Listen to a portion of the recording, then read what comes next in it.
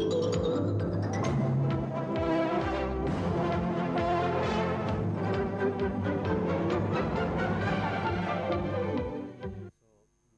will continue on ray tracing, right, just to do some review of what we have seen so far. So, what we have basically looked at is a basic ray tracing method, which is one level ray tracing, right. So, which we also call as ray casting. So, where we are looking only at the intersection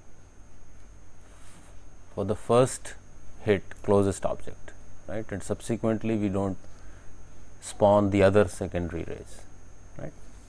So, there are only primary rays which we consider. So, that is what basic ray tracing is.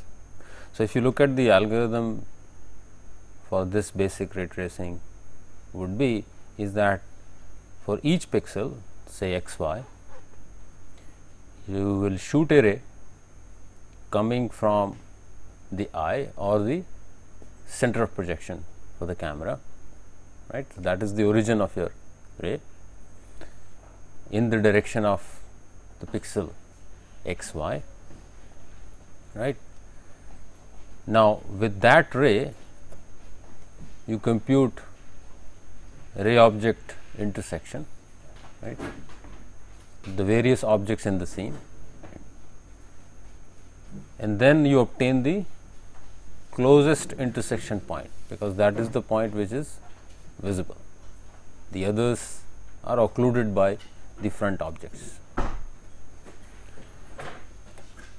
Once you have found out the intersection point P, right, then you compute normal at that point, because that is how you are going to compute the illumination for that point, right. So, once you know the normal, you compute the illumination using Phong illumination model.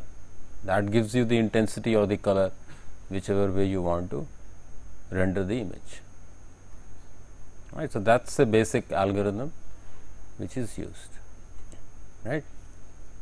Now, we also looked at some sort of a setup for ray tracing, incorporating the user specification or the interface which will be given through the user, right. So, in confirmation to what we have seen in the viewing pipeline, 3D viewing pipeline, right. So, the basic idea is that you would like to obtain ray in the word coordinate system, whereas the specification for the origin of the ray as an eye could be in viewing coordinate system, right. So, all it requires is set of transformations which would give you the ray in word coordinate system, so that you can perform the intersection with the objects in the word, right. So, that is what we have also looked at, the setup for the ray tracing. And then we also looked at the other issues which were concerning to when the objects are transformed using, say, affine transformation, right. So, if objects, when I say object, we are basically dealing with the kind of primitives we have seen, right, the sphere, the quadrix, the plane, box and so on, for which we know the intersection, how to compute the intersection, right. So, if those objects are transformed using an affine transformation, then we would still like to use the same intersection routine with the generic primitives which are non-transformed, which are not transformed, right. So, that basically requires you to have an equivalent transformation which gets applied to the ray. So, it is the ray which is transformed, right, and then you compute the ray intersection in the generic setup. Generic setup means that you have defined your primitives like unit sphere at the origin and so on, right. Those are the primitives.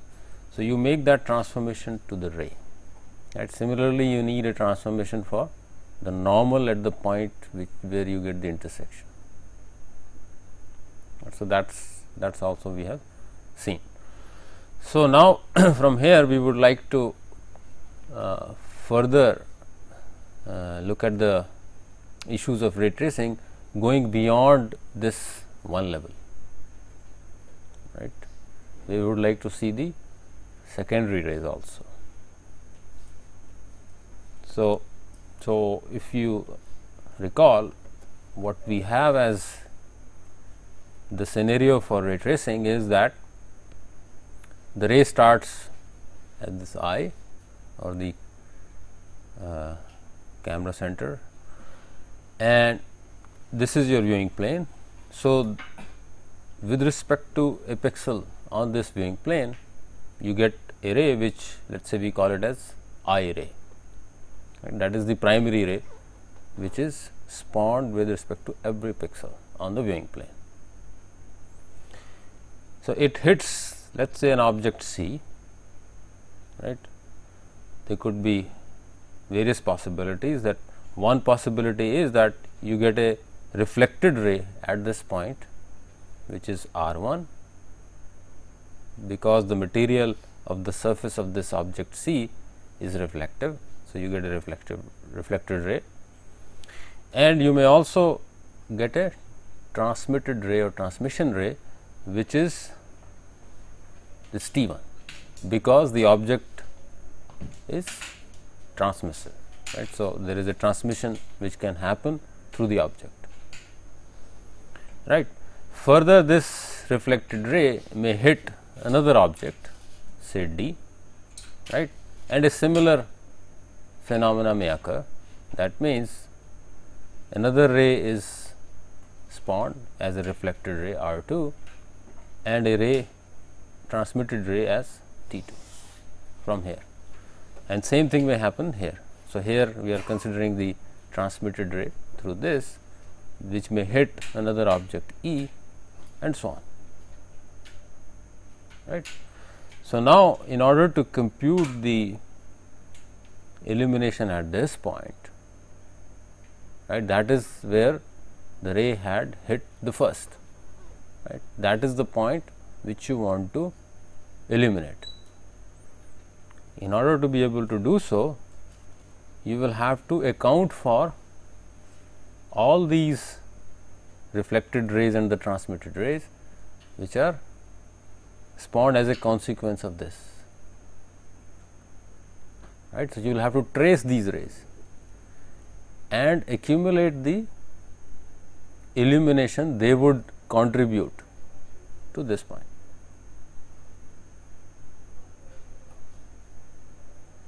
right.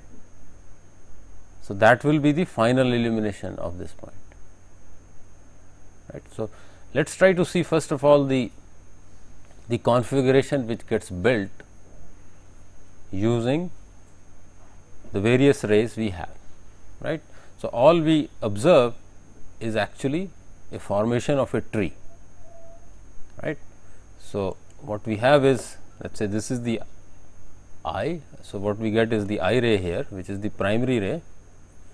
It hits the object C here, right, and there are possibilities that you have a reflected ray R1, transmitted ray T1, right, which in turn may hit another object, let us say R1 may hit another object D, right, and it also has a reflected ray R2 and transmitted ray T2, and so on. So, this can keep going, right, and similar thing can happen here to the transmitted ray,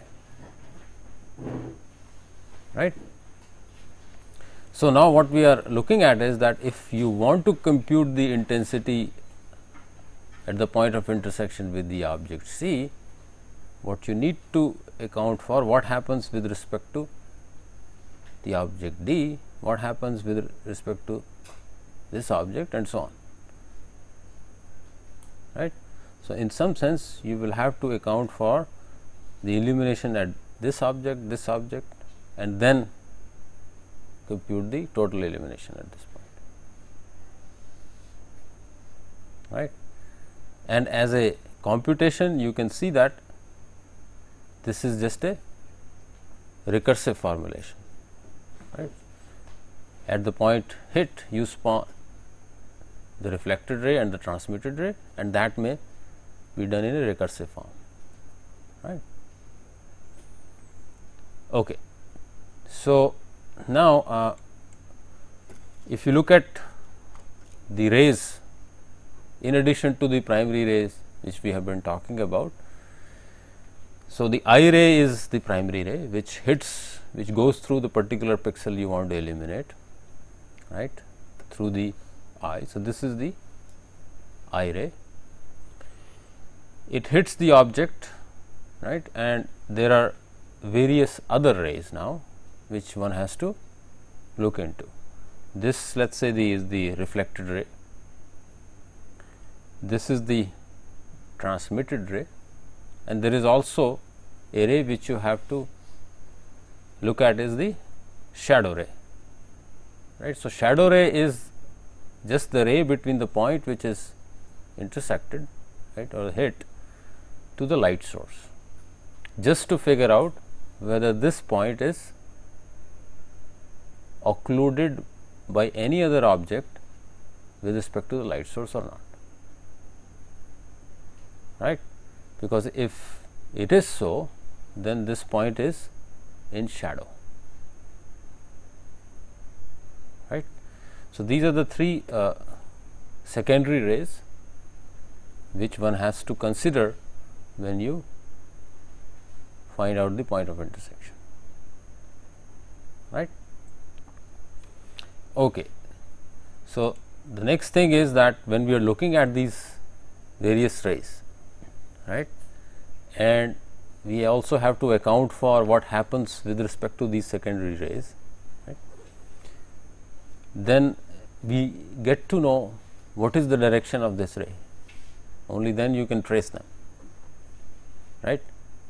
So, there is a reflected ray, there is a transmitted ray, and there is a shadow ray, right. So, for the reflected ray, if you recall how to compute the reflection vector, that is what you need to apply here, right.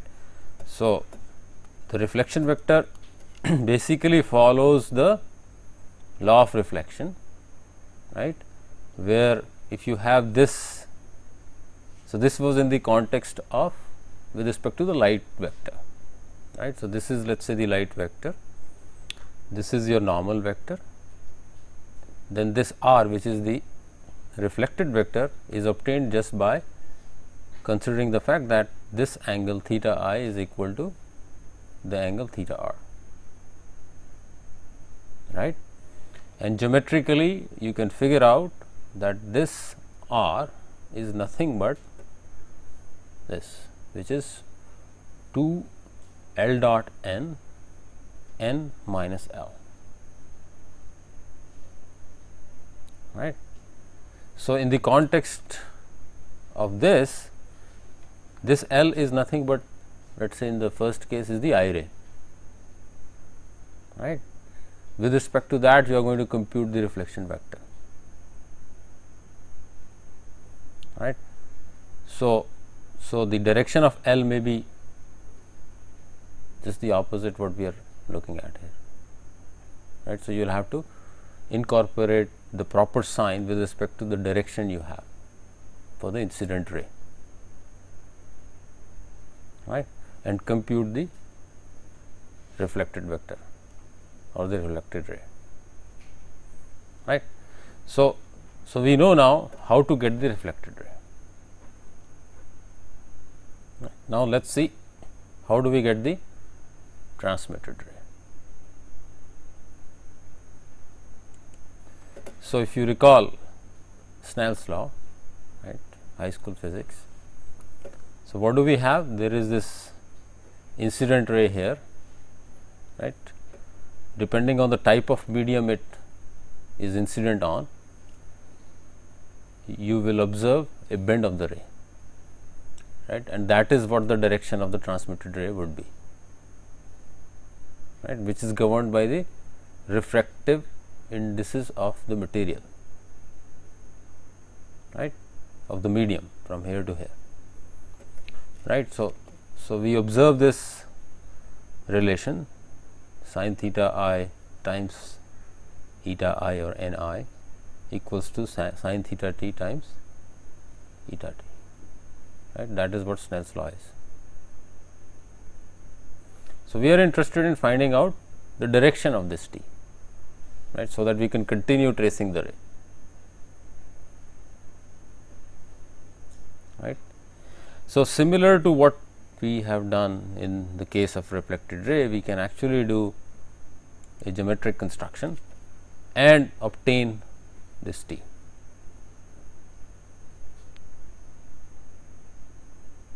Okay.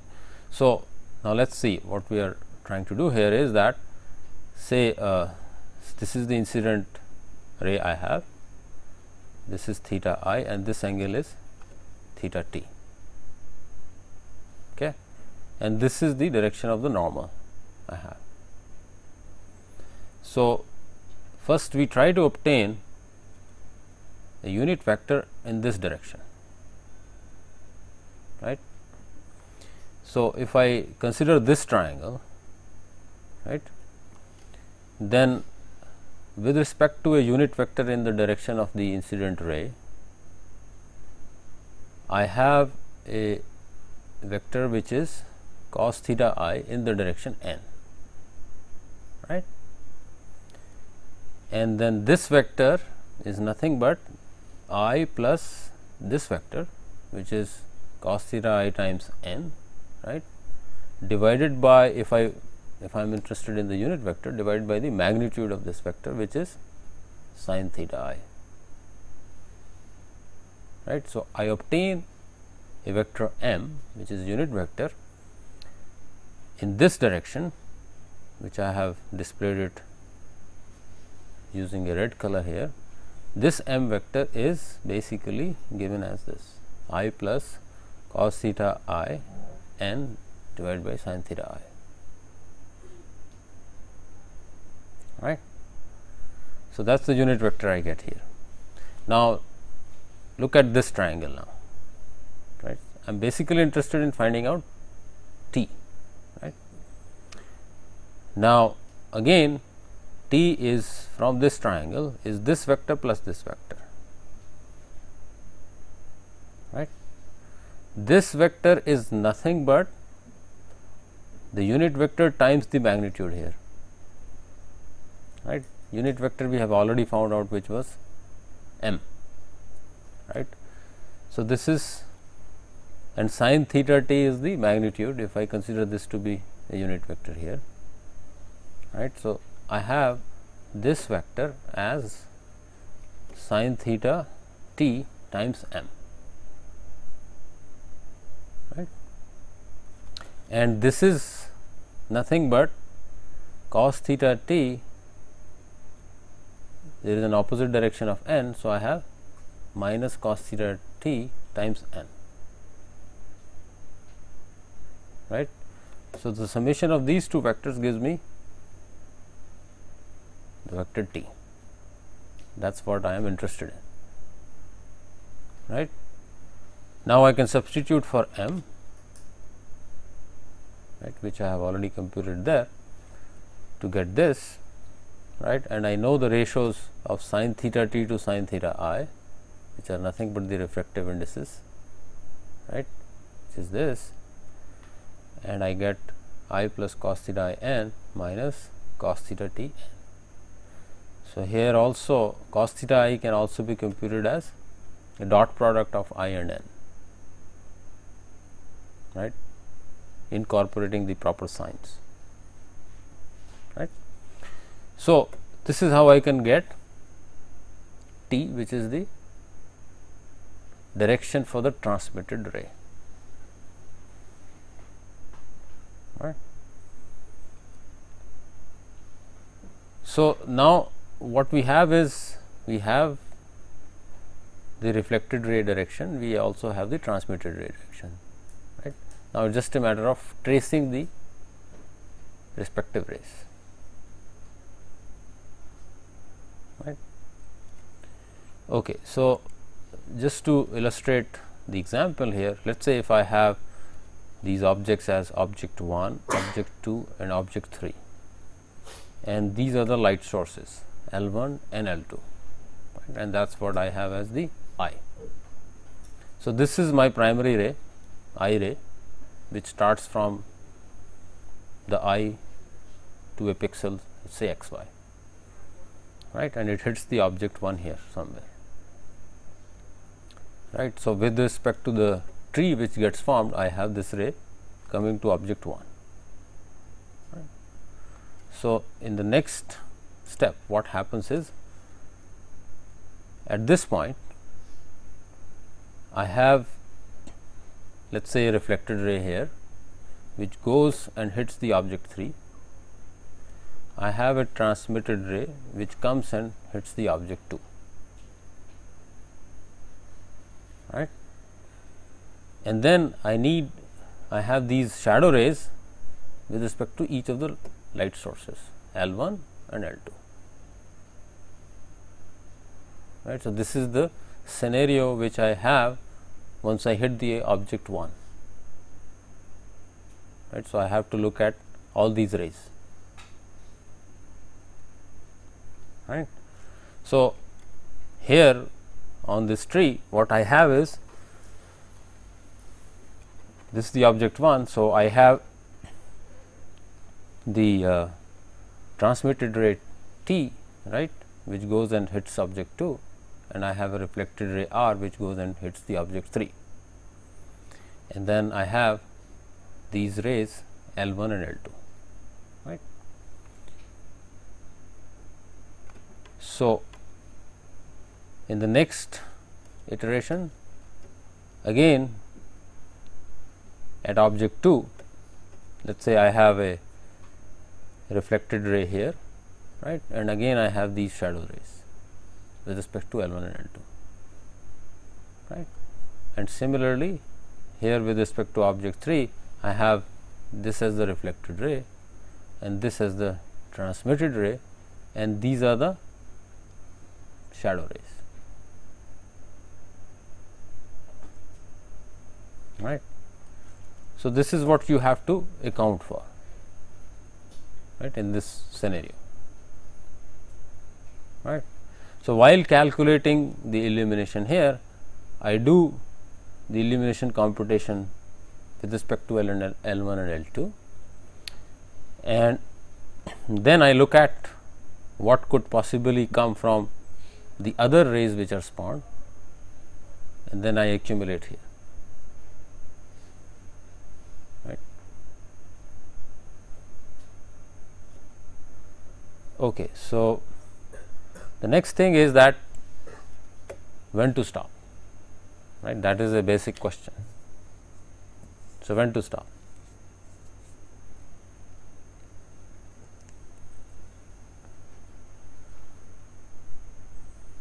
It may keep going on forever, right. So, the first thing is that if we figure out that the ray leaves the scene, that means it does not intersect the ray which you have, the secondary rays which are generated, right, they do not intersect further. So, they sort of leave the scene. So, you can stop there, but that itself may be too much, right. They could be rays, for instance, if you take a closed environment like a room. So, the ray may keep coming, going, hitting floor, ceiling, walls forever, right. So, your ray tracer will never finish,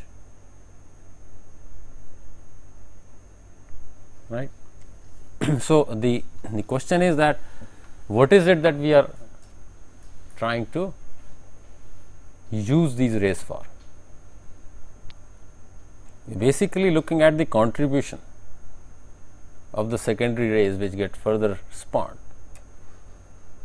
to the intensity, to the overall intensity at the point which was hit first, right. So, and there is some sort of an attenuation effect, right, which you get it through the respective transmittive or the reflective coefficients, right. So, you compute intensity and then you weight it through these coefficients, right. So, if that contribution which is there of the intensity to be accumulated to further level up is very small, then you can neglect, right. After a certain depth of recursion, you figure out that the contribution which is being made now is very small because of the attenuation which you have, right. So, you can just stop it there. So, how do you know how small is small enough? I mean, that it is possible that if the room is not very well lit, then Right. the values would be very low to start with. So, Right. So you may consider a certain percentage accumulation, right. So, it is a matter of setting a threshold, right. So, or you may even specify the depth you want to recurse from,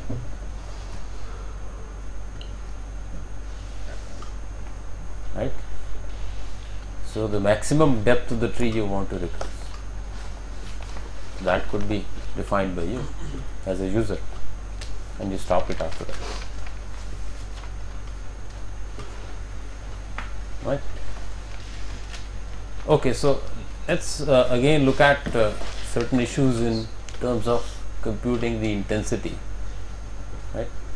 So, if we go back and look at the Phong illumination model, we have these components. So, the total intensity at a point has got three components: the ambient component, the diffuse component, the specular component, right. So, and these are the computations which are involved for having these components, right. And you can have multiple light sources, right. So, for the multiple light sources, all you need is this summation from I to 1 by I to m, where m is the number of light sources you have, right.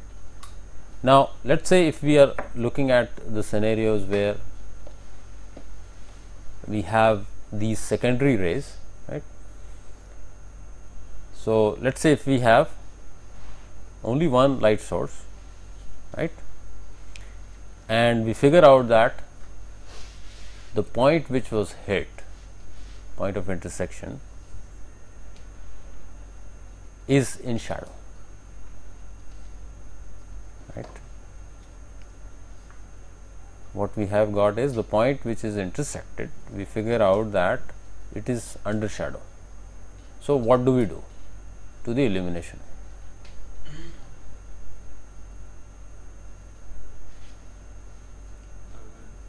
Diffuse reflection part of the corresponding light source. So, see, there is no contribution to the point through the light source, right. And if I have just single light source, we are talking only the ambient term,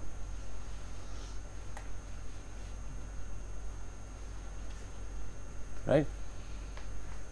So, this is when I have only single light source. So, if I have a point in shadow, and if I am looking at only this situation where I have single light source, then the total intensity is nothing but the ambient reflection, right. And if there are multiple light sources, you may still want to look at what happens with respect to other light sources,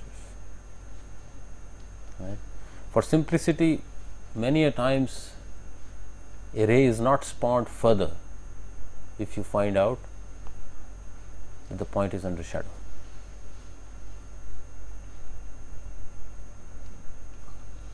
If you figure out that the point is under shadow, you do not try to see whether there is a reflected ray and a transmitted ray and just render it using ambient light source, ambient intensity, right. For the case of just to simplify the situation, right. You first of all, if you have multiple light sources, you may still want to consider what happens with respect to other light sources, because you may still have light coming from other sources, right.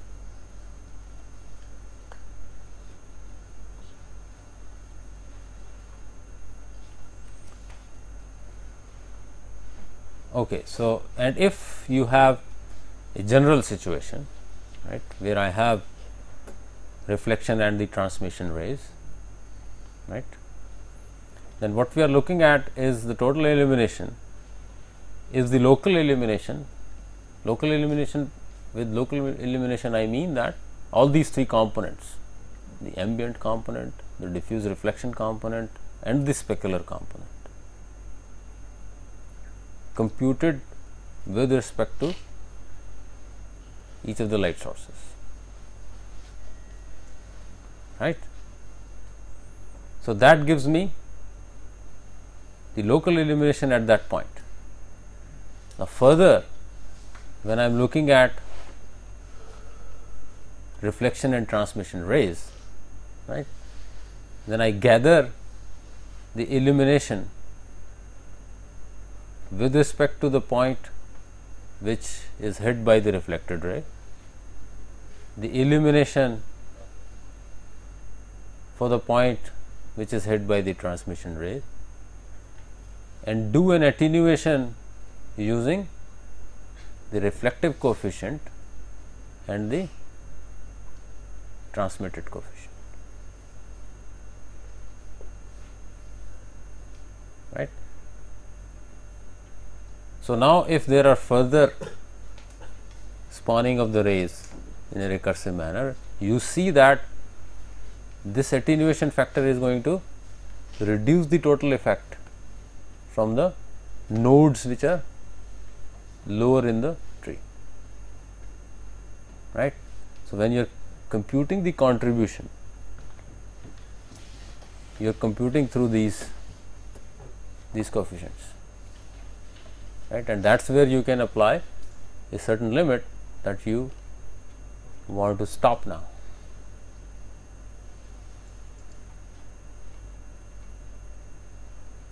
Right. So, it is actually some sort of a limit to this, because this is getting successively multiplied, right. Next time there will be another KRG, next time there will be another KRG and so on, right. So, you can apply a limit just to this. So, in some sense what is happening is we are capturing some notion of global illumination, right. There is a local illumination which is the consequence of direct computation of illumination at the point with respect to light sources, right, and there is also other contributions which are coming through the reflected and the transmitted rays, right. So, in some sense we are having a notion of global illumination, right. So, this was first done by Turner Whitted back in 1980, and that is the image he rendered. Okay. So, where of course, this floor is just a pattern, right, and these spheres are reflective and refractive, right. So, you observe some distortion of these there, and so you have also shadows here, shadows here. Okay. So, his idea was that the ray tracing in some sense accounts for global illumination, right. However, later on the notion of global illumination got further refined, which we are not going to address here, but you see the point here that you basically are accounting for an interaction with respect to other objects, through reflections and transmissions. Now, some other examples if you want to see. So, this is an example where no reflection, no reflective ray was or transmission ray was considered, just one level ray tracing with shadow rays. So, you do have shadows, and there are multiple light sources. There is a light source here which gives you a shadow here and a shadow here and a shadow there, right, but there are no reflections. So, it is a one level ray tracing with shadows, right, and that is what you are going to do as your assignment. The rest add-ons will be bonus, but this is a basic ray tracer which you would require to write. Now, here we have reflections, right. So, you see the reflection of this yellow thing on this. There is a reflection of the ceiling somewhere there, which is this blue coming, right. So, this is with reflection, right. So, just you can see that adding just one aspect changes the realism.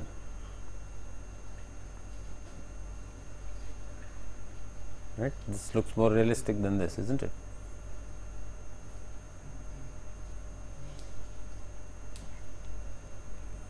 So, I would basically recommend you to also look at the web page of Parag.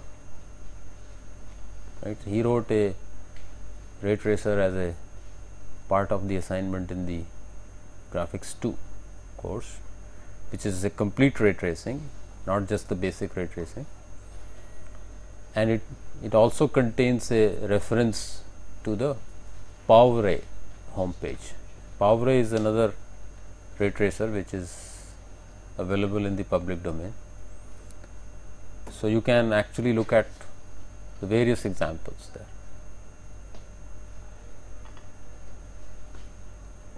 Right. So, now let us try to see some other features which are of concern to ray tracing. So, yes. In such images, the effect of the complete floor also has to be taken. Yeah. So, let me just come back here. So, see here we had not considered any reflections, right. So, there is supposedly a ceiling which is of a blue kind of color, right, and this floor thing is yellow, right. So, here what you see is a reflection here of this part to this part and from the above to this part.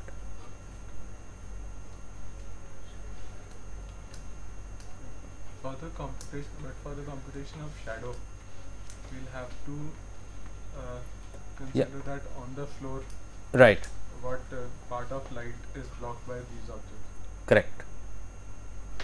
So, what is happening is here you see some sort of an accumulation of the shadow, right. So, this is a shadow with respect to two light sources, right.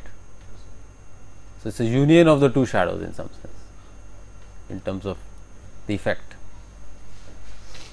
right. That means, it is not getting light from either of the light sources,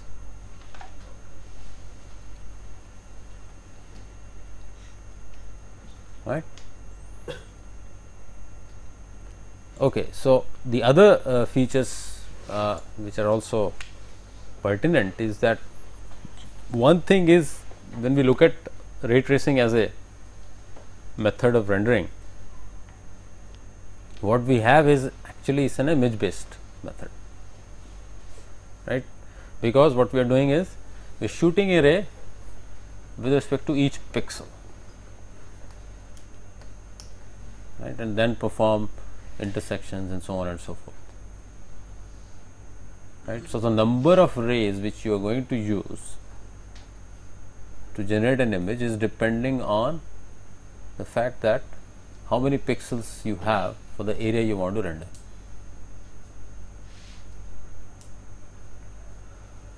Right. So, there is this some sort of a pixelization or rasterization which we have seen earlier, which is implicit there when we are performing ray tracing. So, when I say pixelization or rasterization, it inherently involves sampling. That means how many pixels I have, what is the resolution in terms of number of pixels, right. So, there is this sampling which is going on. So, this in effect gives you what we call it as the aliasing effect,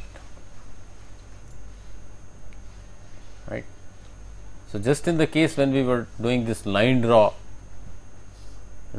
algorithm, right, where a dot or a pixel was drawn or not drawn, right, what you would observe that when a line is drawn as dots or these square pixels will in effect give you some jagginess, right, stair kind of a pattern, right. It won't be a smooth line, it will be jaggy steps, right. That is also aliasing, and that is also consequence of the fact that we are doing a sampling for using number of pixels, right. Or these Moir patterns, which are something like a shift of wavy patterns, right. So, these are also due to aliasing. Okay. So, those of you who have done image processing or something similar may have seen aliasing as an artifact due to the high frequency components being impersonated as low frequency components.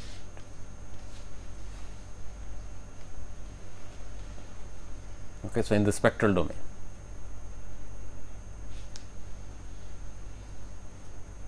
right.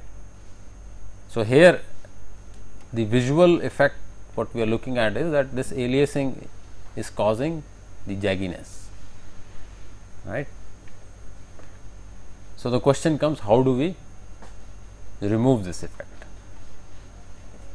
See, in the case of ray tracing also we are shooting a ray to the pixel, right, and eventually I just color that pixel with respect to whatever happens to the intersection there, right. So, I could have many points which are contributing to this pixel in the object precision, right. So, that would cause these artifacts. So, the methods which try to remove this artifact of aliasing are called as anti-aliasing method, right. So, can you suggest a method which would reduce this artifact? Have you understood the artifact? No. Okay. So, let me try to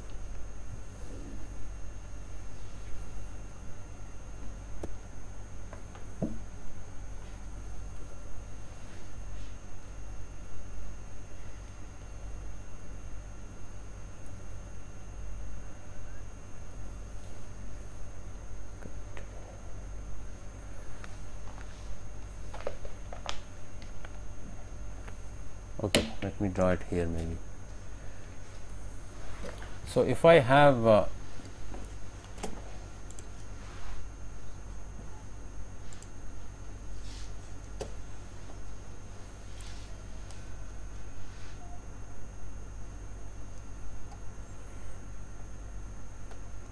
this line, right. So, now what happens is when you have several pixels here, right.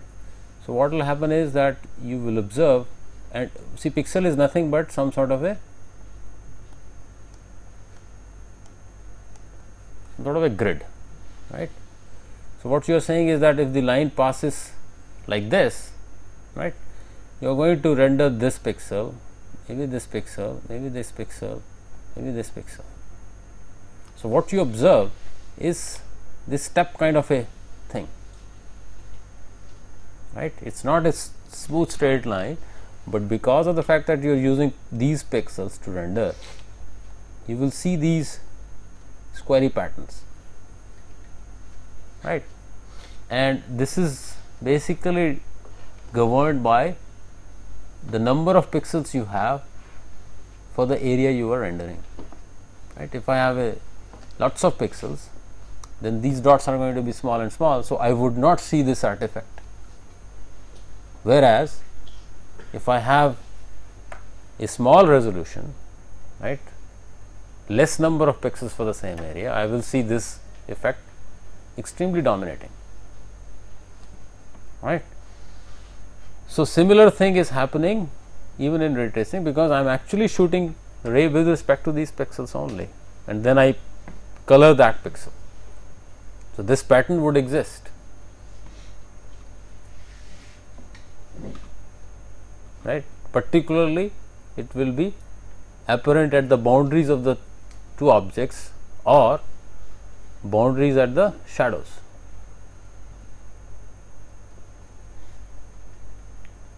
Right. So, now given this as an artifact, how do you propose to reduce it, if not eliminate it?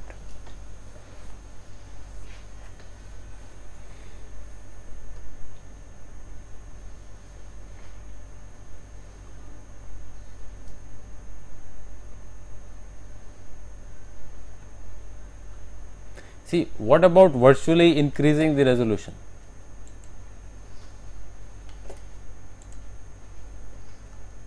Which means I do some sort of a super sampling, right. Super sampling means that instead of using single ray per pixel, I use more number of rays per pixel.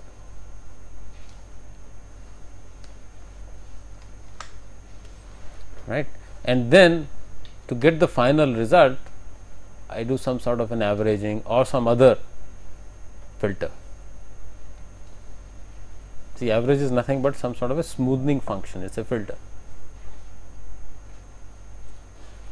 So, for instance, if I had only one ray which was used for rendering this whole pixel, instead of doing that, now I use 5 rays, say, in addition, and look at the contribution of each of these rays in terms of the color or the intensity I obtain, and do some sort of an average to render this whole thing.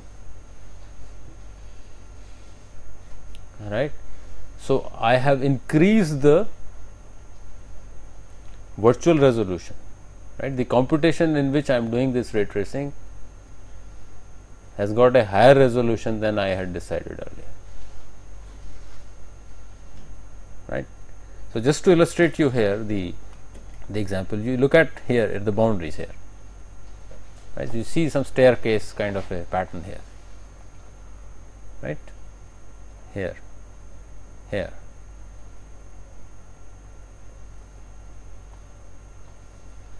That is what we mean by aliasing, right. And once a super sampling is used, you see that the effect is considerably reduced. It is there, but much less than this. So, what are we trying to do? We are basically doing this super sampling, right, and doing the smoothing or blurring, because of which we do not see these boundaries.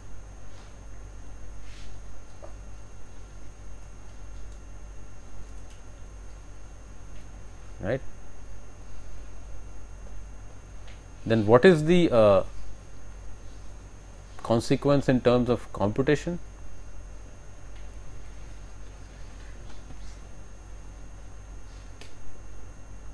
Bad, right? For each ray, we are trying to spawn now 5 rays. But they can be shared across. So like we have a pixel, the neighboring pixel, it shares with it 2 of the rays.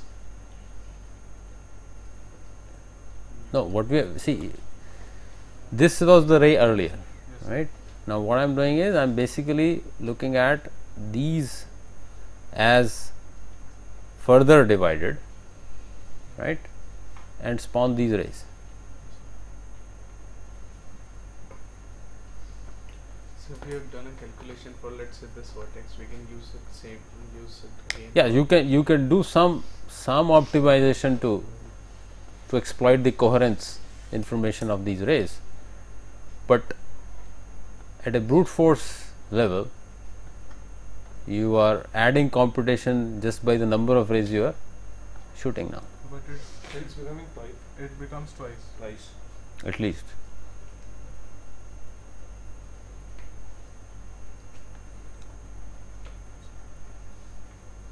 Right.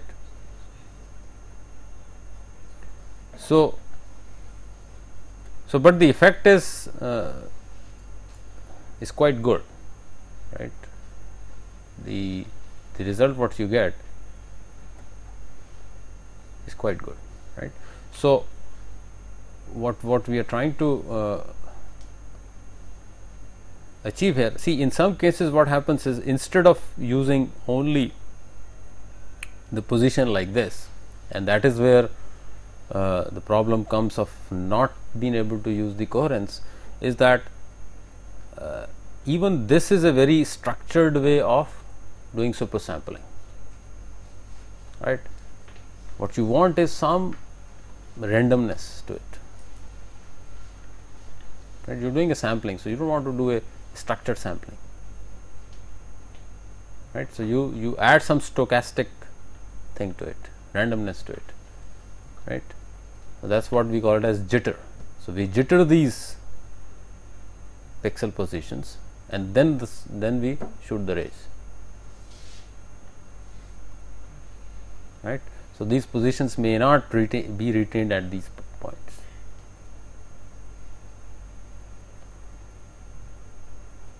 Okay, because the idea is that you sample as much as you can. Otherwise, you will see again certain artifacts at the boundaries of these pixels, right? So some jittering is done. So anyway, with respect to anti-aliasing, we will further talk more in the other course, not in this course. Fine. So there are some other issues still left with respect to ray tracing. One is in the context of texture mapping. So we have not done texture mapping, right? So texture mapping is something where you want to, just the way we had seen the Whitted example. Let me go there, right? So here this was a pattern here, but you could also think this to be a texture on the floor, right? So the question comes, how do we map a certain pattern or a texture on the top of objects, right? So for instance, he is wearing a t-shirt which has a certain texture,